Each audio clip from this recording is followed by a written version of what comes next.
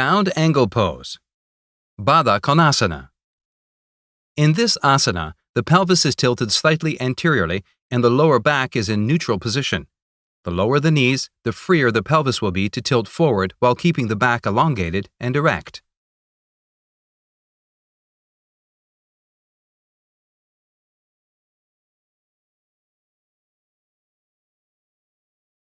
In normative performance of this pose, the pelvis is slightly rotated forward and the lower back is in neutral position. Hips are in flexion, abduction, and outward, lateral rotation. This position stretches the muscles that adduct and medially rotate the hip. This anatomical position changes when the ability to lower the knees is limited, limitation in external rotation. High knees resulting from a movement limitation, see common problems. Due to chain reaction, the pelvis rotates backward. Rotation of the pelvis does not allow the trainee to keep the spine in a neutral position.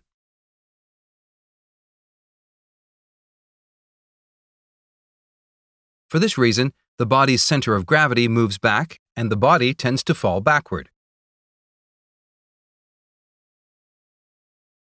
The abdominals become active and pull the chest forward, preventing the body from falling backward. The abdominals prevent the body from falling backward. Contracting the abdominals rotates the pelvis to the rear, posterior pelvic tilt. In contrast, a number of active muscles affect hip flexion and forward rotation of the pelvis. These muscles are sartorius, iliopsoas, rectus femoris. The action of the hip flexors pulls the thighs upward. Pulling the thighs upward makes it even more difficult to lower the knees. Remaining in this position requires the trainee to be very active. In addition to the chain reaction just described, any attempts to straighten the back in this position requires great muscular effort by the erector spinae because the chest is being drawn forward by the abdominals. A limitation in lateral rotation of the hips, high knees, makes the position more active and involves more muscles to stabilize the body. For adaptations to avoid this active position, see common problems and adaptations. This position, without limitation, does not require great effort.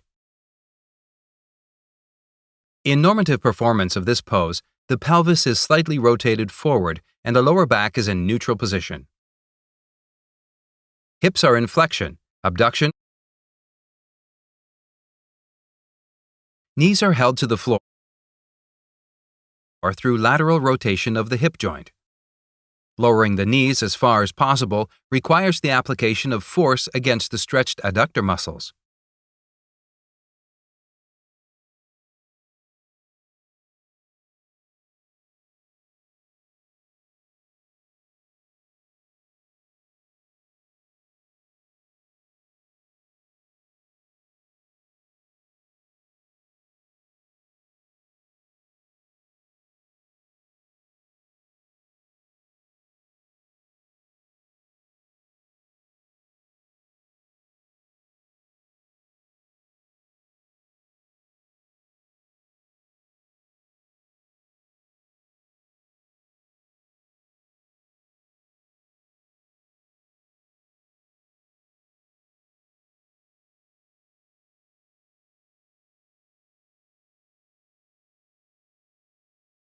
Common problem.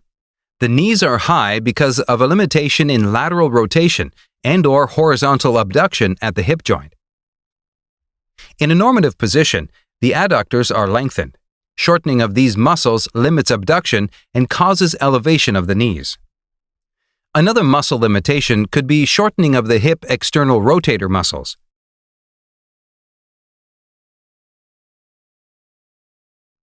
Elevating the knees causes the pelvis to rotate backwards, and this triggers a chain reaction that activates many stabilizing muscles and makes the position more active than passive. Solution 1 is elevation using a pillow or a stool.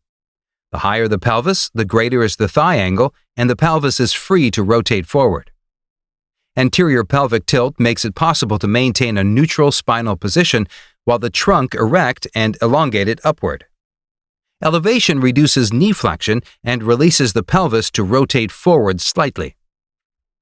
Solution 2 is preparatory exercises to make the hip joint more flexible.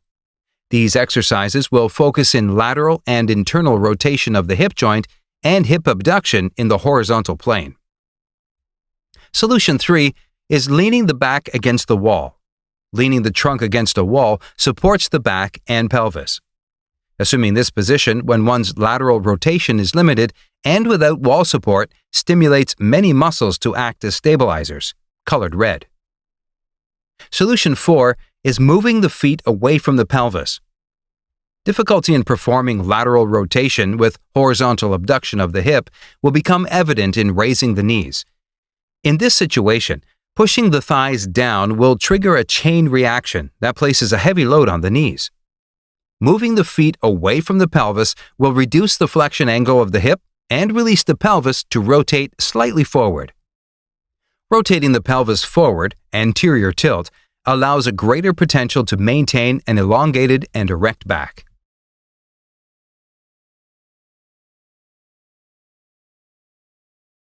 Common problem. Problem 2. The knees are high and the pelvis is tilted posteriorly because of increased inversion due to structural restriction. Solution. In this case, the reason for high knees is structural, and any attempt to force the legs lower while sitting may damage the knees. It is better to sit against a wall for support. Problem 2. The knees are high and the pelvis is tilted posteriorly because of increased inversion due to structural restriction. Solution. In this case, the reason for high knees is structural, and any attempt to force the legs lower while sitting may damage the knees. It is better to sit against a wall for support. Problem 2. The knees are high and the pelvis is tilted posteriorly. Problem 3. Difficulty in bending the knees due to functional shortening of the quadriceps. Shortened quadriceps, especially the three heads connected to the thigh, makes flexing the knee difficult. Solution. Preparatory exercise to lengthen the quadriceps. Problem 3. Sitting foot to foot, important kinesiological aspects. When sitting foot to foot, several factors may restrict ranges of movement in the hip joint and cause additional chain reactions. The restricting factors are 1. Structural factors. Changes in the torsion angle of the femur. Normative state is 12 degrees. Increasing the angle comprises a problem that causes a compensatory reaction, raising the knees.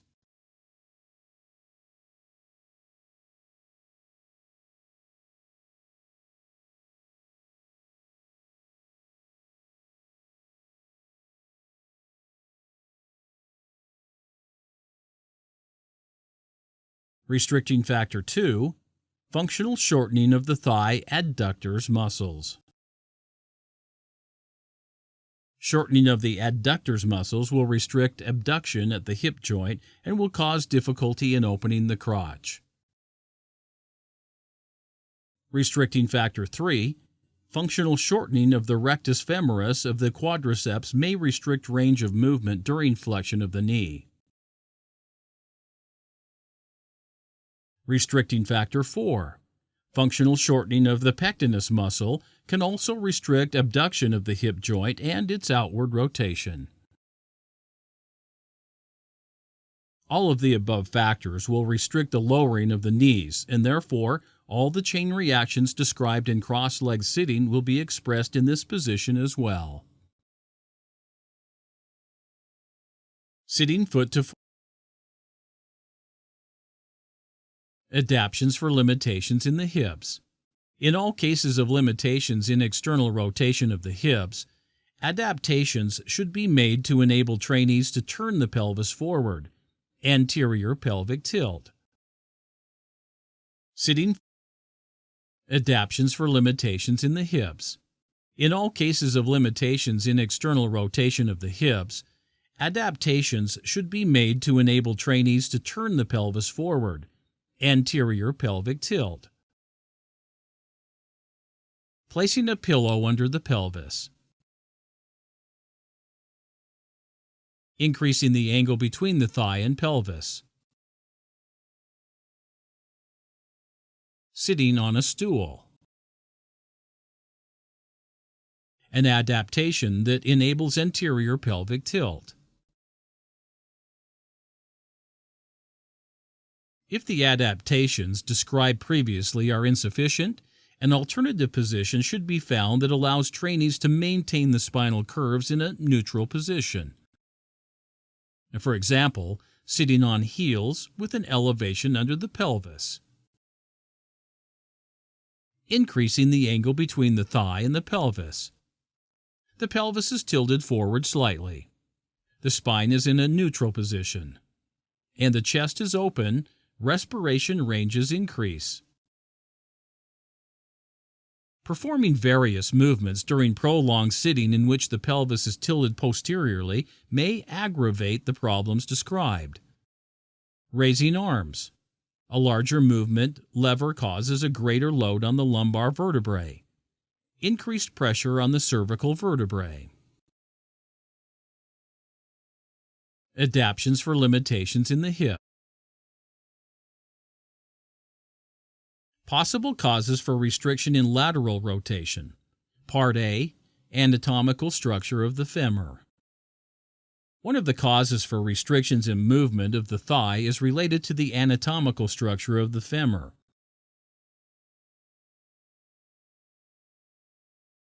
One of the factors that affect rotation movements is the torsion angle of the femur. Here is the femoral neck and the femoral condyles. The torsion angle is created between the connection of the longitudinal line of the femoral neck and the line connecting the two femoral condyles.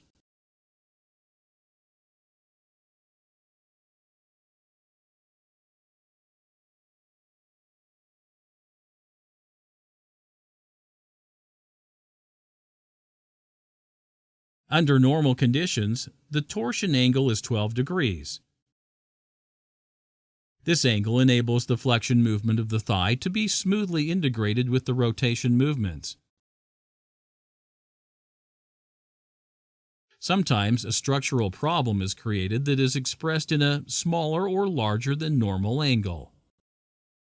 Changes in the torsion angle may create postural problems in the lower limbs. An increased angle, more than 12 degrees, will be expressed in a toe in position, anteversion.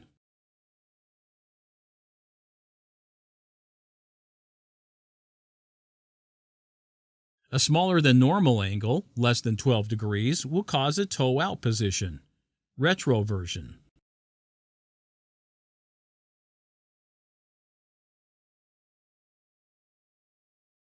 On the left, it's retroversion, and on the right, it's anteversion.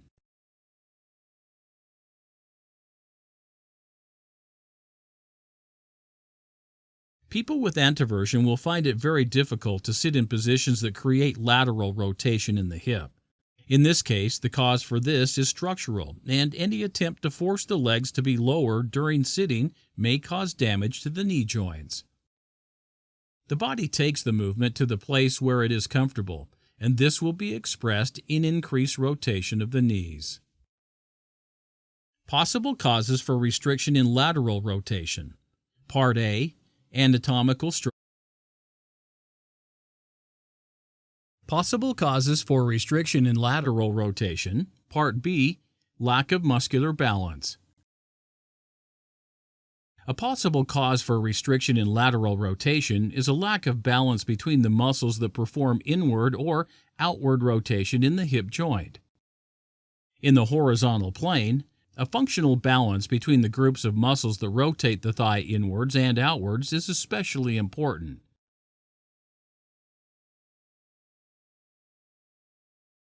The muscles that perform lateral rotation of the hip are the obturator externus,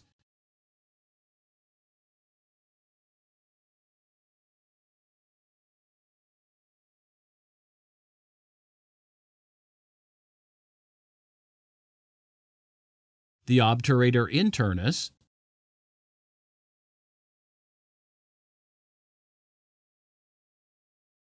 the iliopsoas, and the hip adductors. Adductors from a posterior view. Adduct and rotate the hip.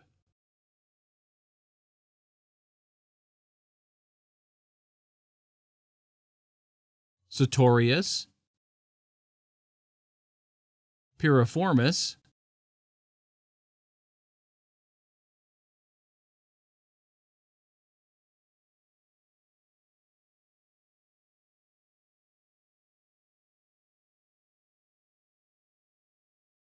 gluteus medius.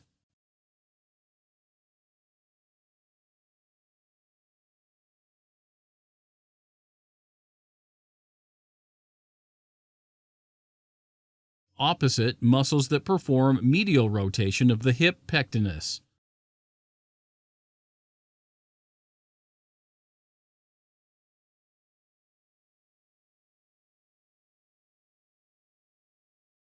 Gluteus minimus, anterior fibers.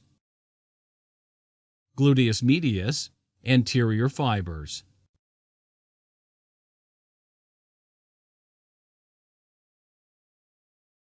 Adductor magnus, vertical head.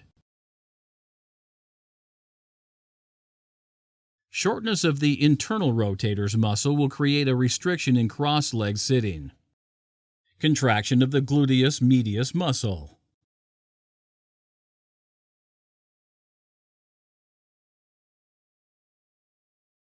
The solution? Flexibility exercises for these muscles in preparation for performing sitting positions.